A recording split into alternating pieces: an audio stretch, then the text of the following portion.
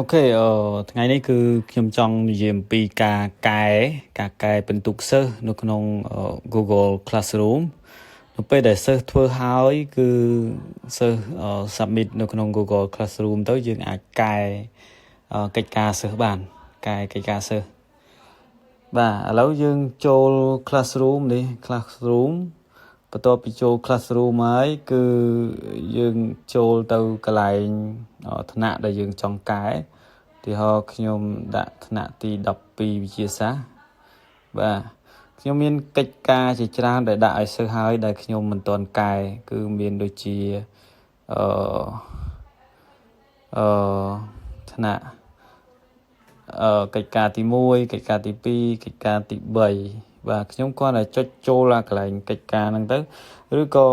ដើម្បីងាយស្រួលចុចចូលកន្លែង class work ហើយយើងឃើញកិច្ចការទី1នេះកិច្ចការទី1គឺយើងគ្រាន់តែចុចលើកិច្ចការទី1ហ្នឹងទៅវានឹងចូលទៅកន្លែងដែលមានសិស្សខ្លះដែលធ្វើមិនទាន់ហើយសិស្សខ្លះដែលធ្វើហើយអញ្ចឹងសិស្សដែលធ្វើហើយមានតែ5នាក់ទេនេះខាងលើនេះមួយទៀតបាទនេះក៏អញ្ចឹងធ្វើហើយនេះទៀត5នាក់ហ្នឹងធ្វើហើយតែអ្នកផ្សេងទៀតមិនទាន់ធ្វើហើយទេអូខេឥឡូវគឺដើម្បីកែកិច្ចការហ្នឹងគឺយើងគ្រាន់តែចុចជ្រើសរើសសិស្សណាដែលយើងចង់កែឬក៏កែពីលើមកហើយយើងចុចនេះទៅហើយបន្តមកទៀតគឺយើងគ្រាន់តែចុចកិច្ចការបាទកិច្ចការនេះកិច្ចការដែលគាត់ធ្វើហើយគាត់ផ្ញើឲ្យយើងជារូបភាពបាទរូបភាពអានេះគឺគាត់ edit បានឲ្យយើង edit មិនហ្នឹងខ្ញុំ edit ខ្ញុំលុបចោល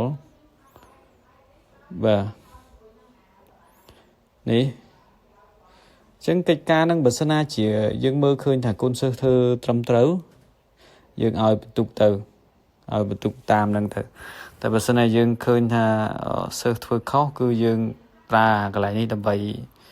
edit យើងអាចសរសេរបាននេះ first បាទចុចលើអាហ្នឹងទៅគឺយើងមានពណ៌យើងអាច edit បានឧទាហរណ៍យើងចុចពណ៌នេះយើងគូសកន្លែងនេះវាមិនទៅសេមកសេក្រុមហ្នឹងមកខុសឬក៏យ៉ាងម៉េចសេអញ្ចឹងណាហើយបន្តមកចុចពាក្យ save ទៅគឺមានន័យថាវា save ឲ្យកូនសិស្សមើលថាកន្លែងហ្នឹងវាខុសឬក៏យើង comment ពាក្យយ៉ាងម៉េចអីណាអាហ្នឹងគឺយើងអាចធ្វើបានកន្លែងហ្នឹងអូខេតែខ្ញុំអត់ចង់នេះទេខ្ញុំ back មកវិញខ្ញុំគ្រាន់តែចង់ប្រាប់របៀបកែបើសិនណាជាយើងឃើញកិច្ចការនឹងធ្វើត្រឹមត្រូវបានល្អហើយ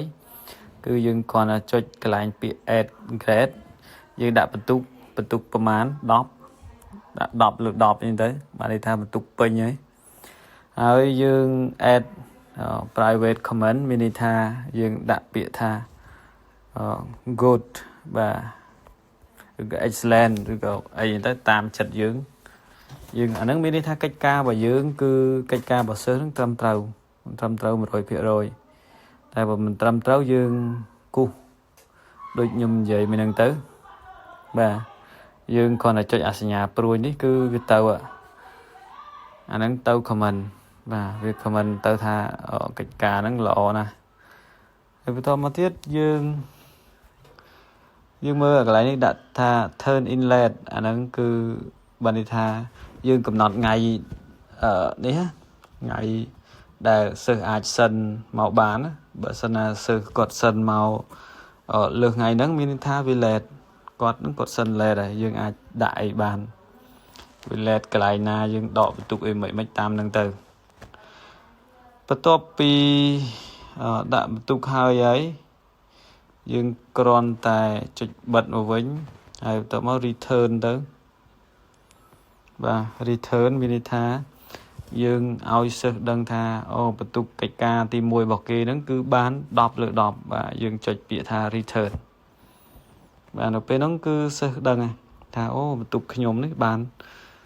កិច្ចការទី1របស់ខ្ញុំបាន10នៅពេលដែលឃើញអញ្ចឹងមានន័យថាturn in នេះគឺសិស្ស turn in នៅសល់4នាក់ទៀតអ្នកដែលផ្ញើកិច្ចការមកឲ្យយើង nè đại mình toàn nhà cái cá miền đập bay nè hay nè đại ban dương cái đó mình nè ai cái mình nè ai bạn là sọ bùn nè tiền chẳng đây cứ chia vị thị cái ấy mùi tiết đái cứ dương thở đằng tha ai cái xa để sơ nhà mà với những chia chùm lại để sơ nhà mà với những cứ virus trôi từ không classroom bao giờ drive bao giờ này nhưng bạc drive nhưng chọn biệt classroom nhưng chọn biệt tha tập pin chia sẻ cái ca thì muối này cái ca để sơ nhà màu bà những anh mơ không nâng của bà này bà sầm rạp cái ca để sơ nhà máu rồi dừng tục chỉ ai cái xa tiết anh đang về tục chỉ ai cái xa nó không nâng tại bữa sáng dừng trong remove đầm bay cầm ai space drive và dừng can là túi can là thống cứ dừng remove cho tờ đây thì và tái ai tờ sơ nhà máu cứ bị trôi màu lại nâng anh ấy cứ chia vị thi cái mũi đồ sạ manh vòng phật tam tu được sạp đáy ở cún sầm rạp cả tu sna